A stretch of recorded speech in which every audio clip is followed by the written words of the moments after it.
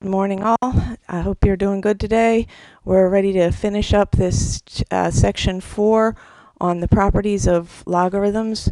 I'm going to show you today how to change the base so that you can do even more different types of problems by hand, but I'm also going to show you how to change the base so that you can use your calculator to help you out on these things. Remember, I said there was no button on there that can change our base, but there is a logarithm button, and we'll get to that hopefully very shortly. Okay, so here's where we start. We start with the change of base formula, because the change of base formula allows us to make more convenient bases. Okay,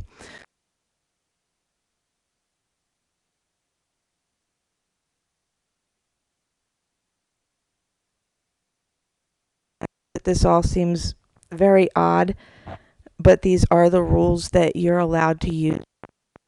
You can change it to any base that you want if you take the log of that base over.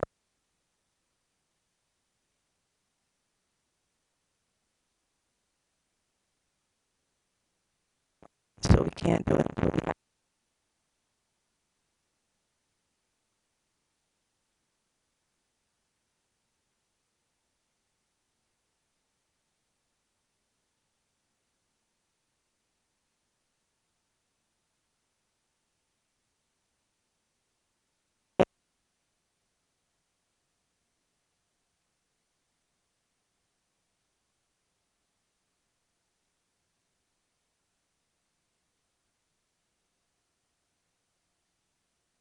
So here's what that looks like. It looks like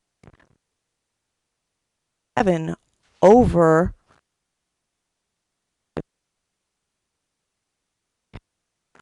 y is useful.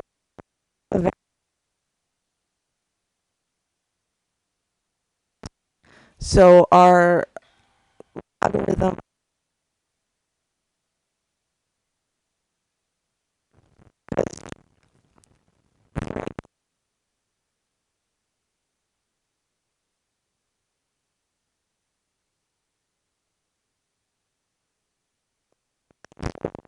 the answer to this problem, without having to use a calculator, because we changed the base to a convenient base that these two are both common powers of.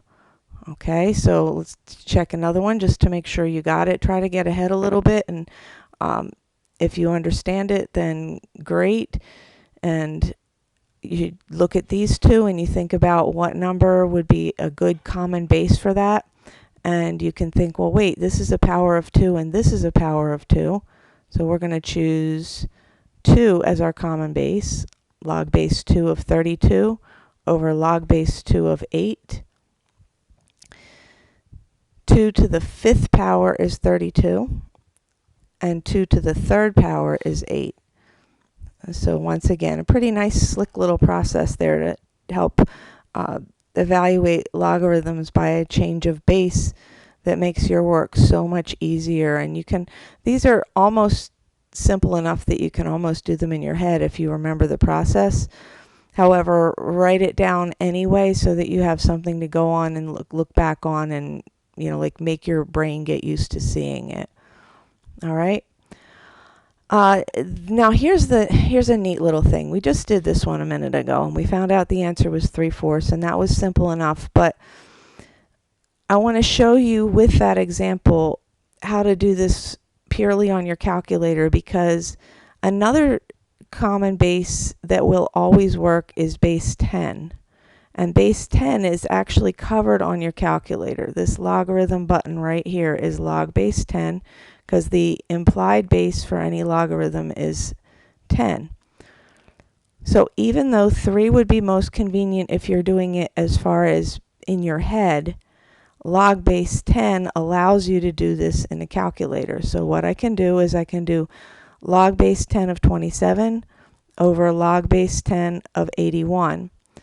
And I can do that strictly 100% in the calculator. Log base 10 would be hard by hand, but in the calculator it gives you a new tool. So log of 27 divided by log of 81. And when we do that, there's your 0.75, which is the same answer that we got a minute ago by doing it by hand. And yes, I like the other one. Like this problem, honestly, I think doing by hand is a little bit easier.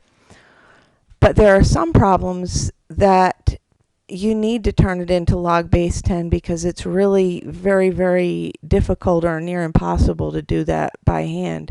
So for example here, log base 5 of 36, there's no nice, common, convenient power that is working for both of these. So here your recourse is to say, well, I'm just going to turn them into log base 10s, log base 10 of 36, log base 10 of 5, and let the calculator do the work. Okay, so log of 36 divided by the log of 5. And you get approximately 2.227 or approximately 2.23 if we use our rules of rounding, 2.23. Okay, so you can change the base to that thing that the calculator actually can handle, and that's super, super, super convenient. So time to drag these calculators out so you can do these type of problems. Okay, what I'd like you to do right now, and you can still count it as watching the whole video if you just do these real quick, throw them in your calculator, make sure that you can do them, and then you can skip ahead, but I'll talk it through for those that need to hear it one more time. Okay, log of 4, log base 4 of 18 would be log of 18 over log of 4. And this is calculator work, so we can do log of 18 divided by log of 4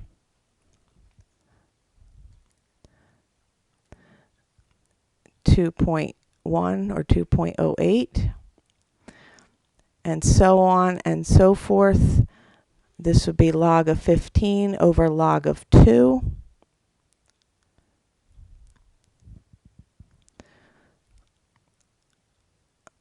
Log 15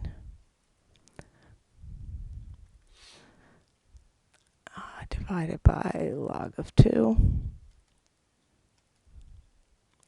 And these are all log base 10s, but this change of base makes that work out very nicely, not 3.91 when we have that answer. So, and so on and so forth. So you can do this log of 6 over log of 3. These do not cancel out, by the way. This is not log times 6, log times 3. Put it in your calculator just like we did it the last two.